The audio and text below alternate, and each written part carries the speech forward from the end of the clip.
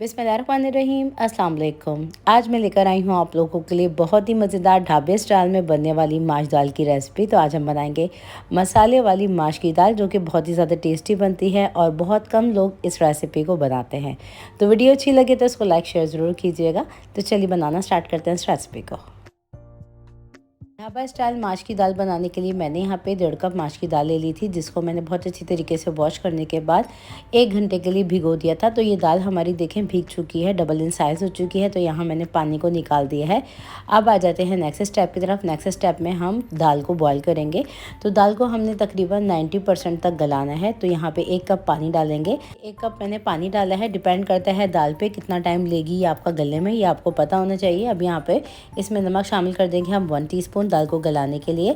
और ये जो दाल हमारी भीगी हुई है ना, इसको हम डाल देंगे।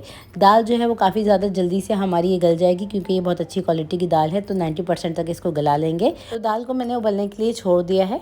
और दाल पे उबलते वक्त जो देखें झाग आते हैं ना, इसको आपने बीच बीच में से हटाते जाना है। तो बिल्कुल क्लियर टेक्सचर में आपने दाल को बॉयल करना है, बिल्कुल 90% तक गलाने तक। तो यहाँ पे देखिए हमारी दाल जो है, इसके ऊपर थोड़े थोड़े झाग आ रहे थे, उसको मैं निकालती चली गई हूँ।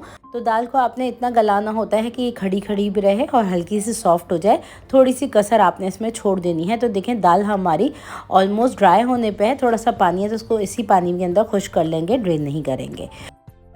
तो ये देखें दाल हमारी ऑलमोस्ट ड्राई होने पे है। तो इस स्टेज पे चूल्हे की आंच को बंद करने के बाद इसको कर देते हैं साइड में। आ जाते हैं नेक्स्ट स्टेप की तरफ। नेक्स्ट स्टेप में एक खुली कढ़ाई ले लेंगे, जिसमें हम डालेंगे आधा कप तेल। अब तेल को हम स्लाइटली गरम कर लेंगे और इस स्टेज के ऊपर हम डालेंगे इसमें बिल्कुल बारीक कटी हुई अदरक, जो कि मैंने शामिल किया है 1/2 टेबल स्पून।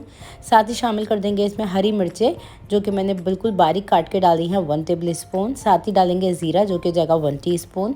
इसी के साथ हम इसमें शामिल कर देंगे एक बड़े साइज़ की प्याज, जिसको बिल्कुल बारीक चॉप कर लिया था मैंने। ये चली गई है। इसको हम सौटे करेंगे जब तक कि स्लाइटली गोल्डन सी नहीं हो जाती। तो देखिए हमारी प्याज सौटे हो चुकी है। इस स्टेज के ऊपर हम इसमें डालेंगे खुशबू के लिए 1 अदद बे लीफ, जो कि ऑप्शनल है, अगर हो तो आप ज़रूर शामिल कीजिएगा इसके अंदर। अब यहाँ पे देखें प्याज हमारी स्लाइटली गोल्डन गोल्डन सी होने लगी है। इस स्टेज के ऊपर हम डालेंगे इसके अंदर हींग, जो कि जाएगी 1/4 टीस्पून। अच्छा, हींग मैंने इसलिए शामिल की है क्योंकि माश की दाल थोड़ी सी हैवी होती है, डाइजेस्ट करने में काफ़ी ज़्यादा ईजी हो जाता है।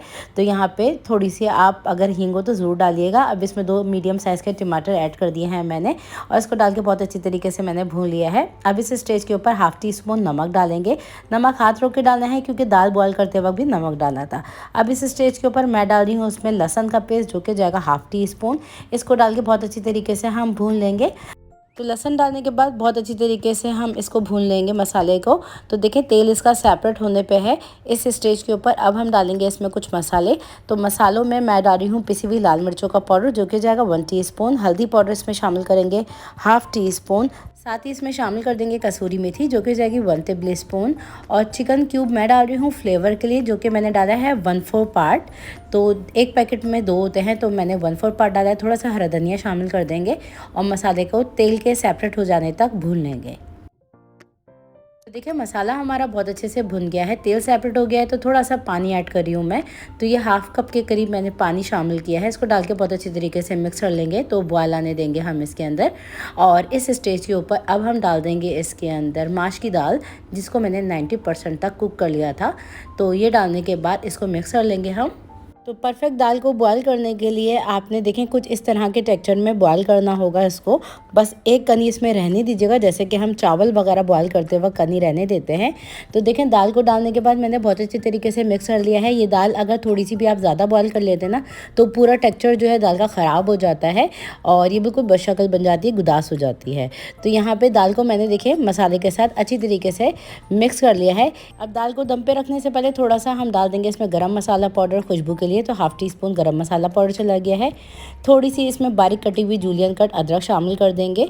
साथ ही इसमें शामिल कर देंगे थोड़ा सा बारीक कटा हुआ हरा धनिया। और इसको अब हम हल्का सा मिक्स करेंगे और इसको कवर करके पकाएंगे बिल्कुल हल्की आंच पे, तकरीबन 5 से 6 मिनट के लिए। तो कर देते हैं कवर, चेक करेंगे 5 से 6 मिनट के बाद।